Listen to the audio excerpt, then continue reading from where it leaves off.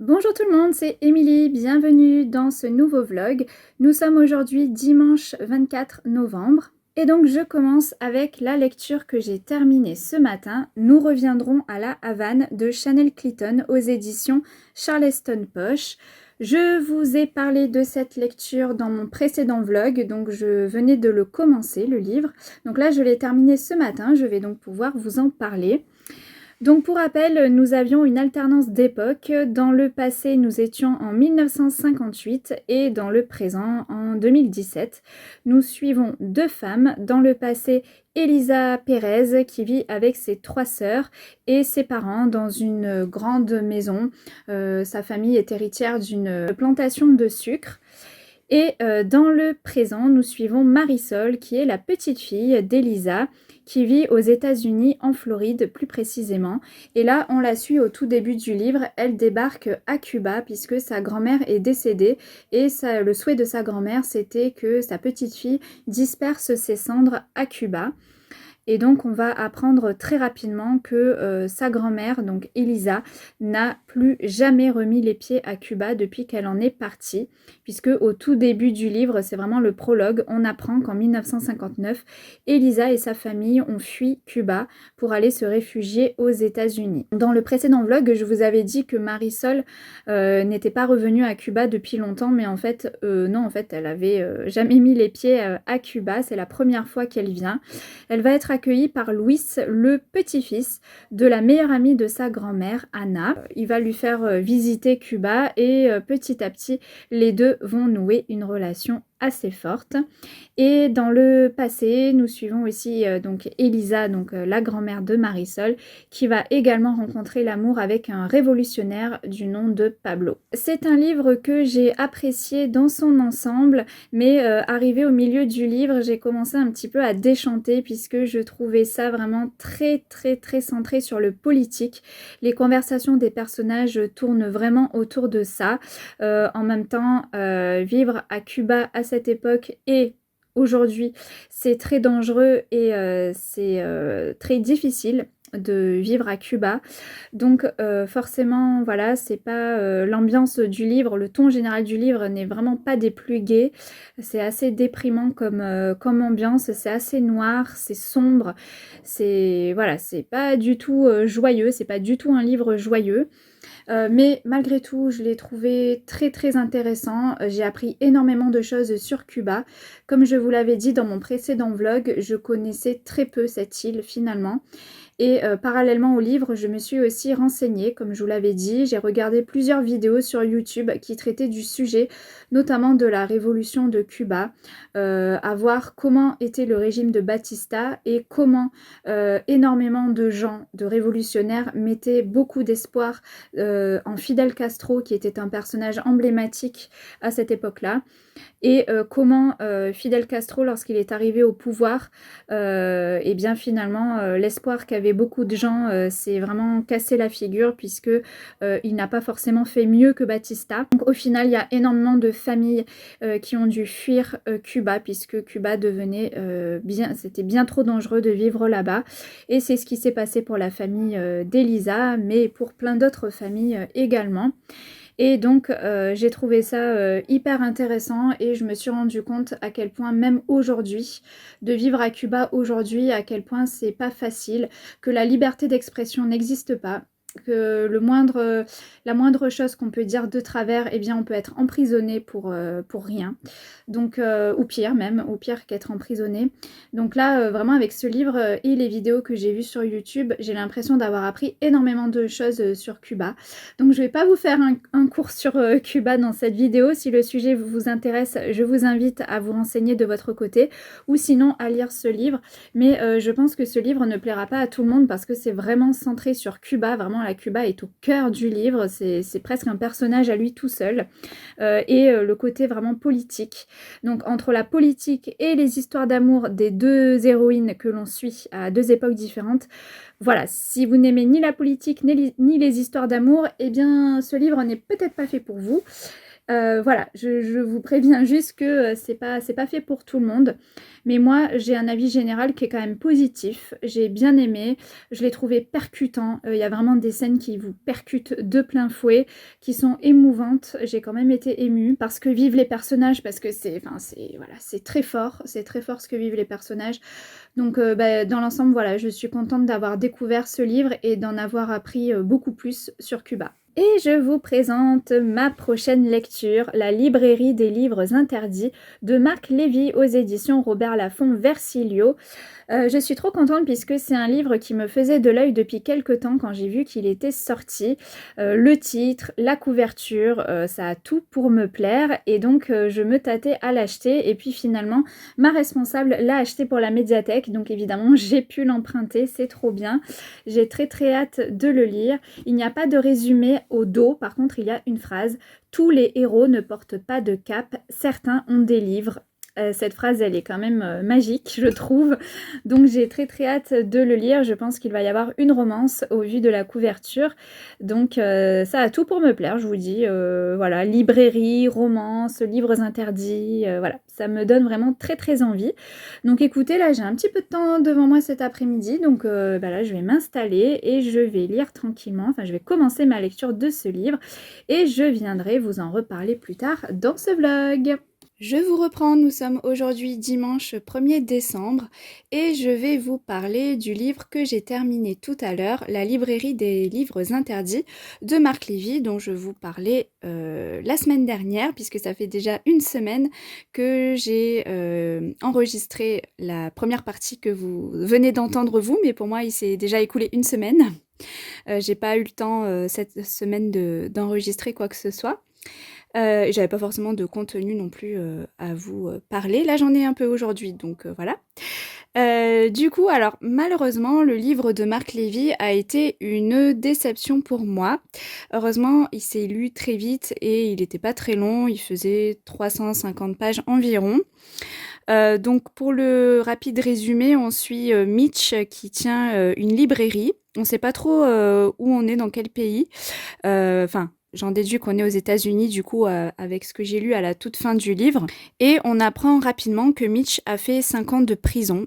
Et donc, on va apprendre aussi très vite que c'est parce qu'il avait des livres interdits en sa possession, enfin, dans sa librairie, puisqu'il y a une loi qui est sortie, comme quoi il y a certains livres, de par leur contenu, que ce soit caractère violent, sexuel, racial ou autre, il y a certains livres comme ça qui ont été interdits à la vente et au prêt en bibliothèque. Donc tous ceux qui sont en possession de ces livres eh bien, se font arrêter, donc ce qui a été le cas de Mitch.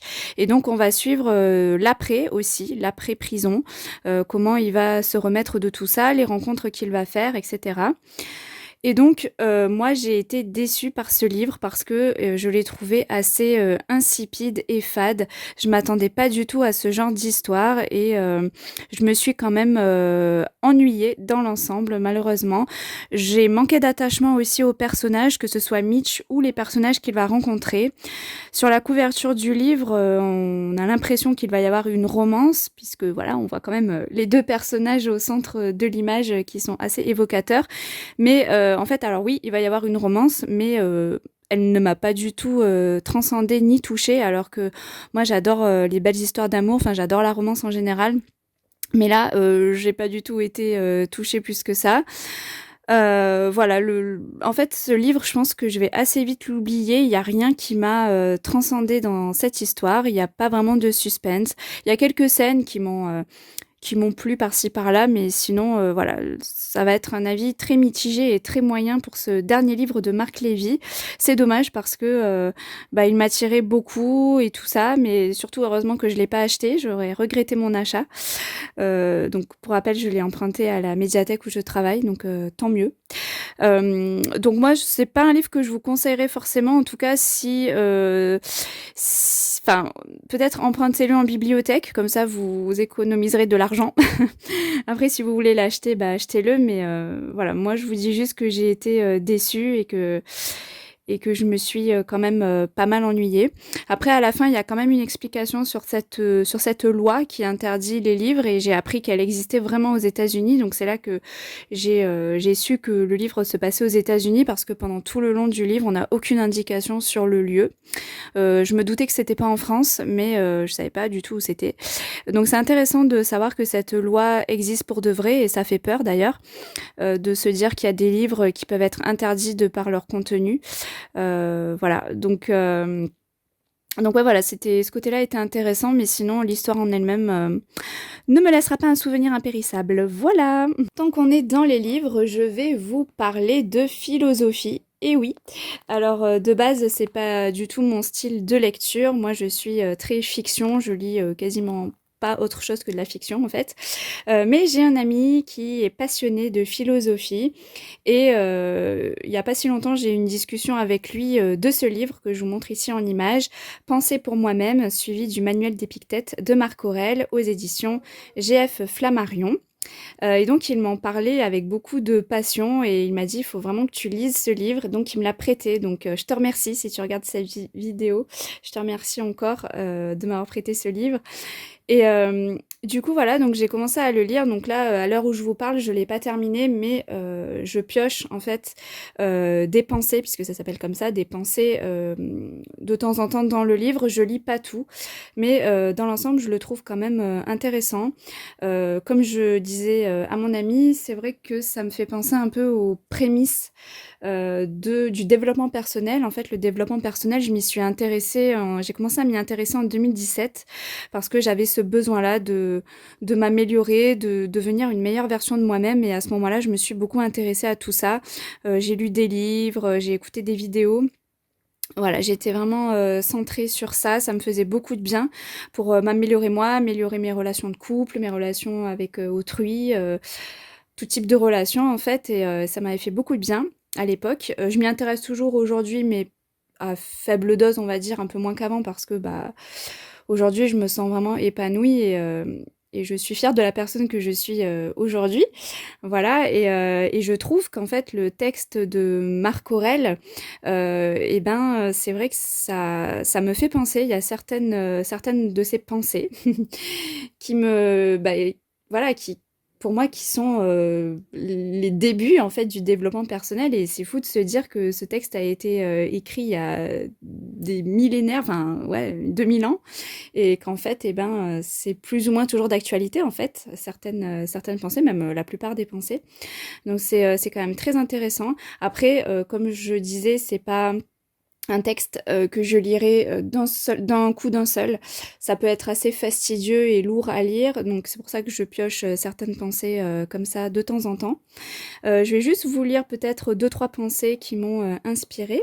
Donc par exemple, il y a celle-ci. Ne conçois point les choses telles que les juge celui qui t'offense, ou comme il veut que tu les juges, mais vois-les telles qu'elles sont en réalité. Je vous en lis une autre. On se cherche des retraites à la campagne, sur les plages, dans les montagnes. Et toi-même tu as coutume de désirer ardemment ces lieux d'isolement. Mais tout cela est de la plus vulgaire opinion, puisque tu peux, à l'heure que tu veux, te retirer en toi-même. Voilà, donc je vais pas vous en dire plus parce que sinon cette vidéo va être beaucoup trop longue. Mais voilà, c'est pour vous montrer quelques phrases comme ça qui font écho en fait à ma vie personnelle, à ma façon de réfléchir, à ma façon d'être et voilà, ça fait vraiment écho, c'est vraiment le mot. Donc du coup, voilà, j'ai mis quelques post-it sur certaines des pensées de Marc Aurèle qui, bah voilà, qui me font réfléchir sur ma vie et toujours dans l'optique de m'améliorer dans ma vision des choses et dans mon rapport avec les autres aussi.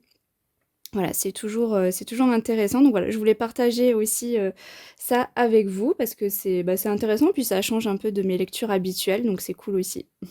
Hier, alors que j'étais à Cultura pour faire les cadeaux de Noël, les achats de cadeaux de Noël, je me suis fait quelques petits plaisirs, donc je vous montre ça tout de suite.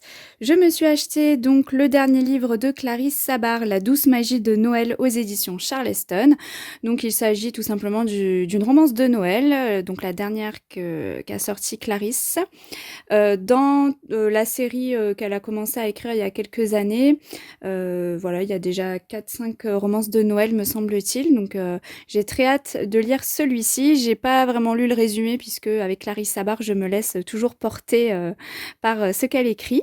Et j'ai également acheté Harry Potter à l'école des sorciers par J.K. Rowling, Noël à Poudlard, illustré par Ziyi Gao. Donc ça, c'est un album jeunesse et c'est grâce ou à cause de ma copine Amandine de la chaîne Passe-temps d'âme. Je vous mettrai sa chaîne dans la barre d'infos. Elle en avait parlé dans l'un de ses derniers vlogs et je vous avoue qu'elle m'a trop donné envie de l'acheter. Alors c'est vrai que c'est pas donné, il est à 19,90 je crois cet album, alors qu'il est assez court quand même. Mais voilà, j'ai craqué. Harry Potter, bah voilà, c'est quand même... ça a toujours une place dans mon cœur. Et puis cet album sur Noël est vraiment... Enfin voilà, me donnait vraiment envie. Les illustrations sont super sympas. Et apparemment, ça reprend quand même le texte du livre Harry Potter à l'école des sorciers. Donc j'ai très hâte de m'y plonger dedans. Il sera lu courant décembre. Et je vous parlais à l'instant de ma copine Amandine. Eh bien, j'ai acheté son dernier livre, Les choses simples, Amandine Alba, aux éditions Butterfly Romance. Parce que oui, Amandine est aussi écrivain. Voilà, elle a écrit plusieurs livres. Et donc moi, j'en ai 2 en ma possession, puisqu'elle en a écrit plus de 2, mais les autres sont sortis sous format EPUB, donc en numérique. Et moi, je ne lis absolument pas en numérique. Je lis que en format papier, donc j'ai acheté juste ces 2 livres qui sont sortis en format papier. Donc celui-ci c'est son dernier, j'aime beaucoup cette couverture en violet pastel, j'adore, déjà j'adore le violet et j'adore les couleurs pastel, donc c'est une couverture toute douce. C'est de la romance aussi, avec une jeune femme qui va revoir son ancien crush, qui va retomber sur lui. Donc j'ai hâte de lire cette romance et de venir vous en reparler ici. Donc voilà pour mes petits craquages pour ce petit book haul. Et sinon, niveau visionnage, je voulais vous parler du nouveau spectacle de Florence Foresti qui s'appelle Boys, Boys, Boys, que j'ai vu avec mon mari sur la plateforme Amazon Prime. Et alors, qu'est-ce que j'ai adoré ce spectacle. J'ai ri, mais alors qu'est-ce que j'ai ri du début à la fin, c'est super.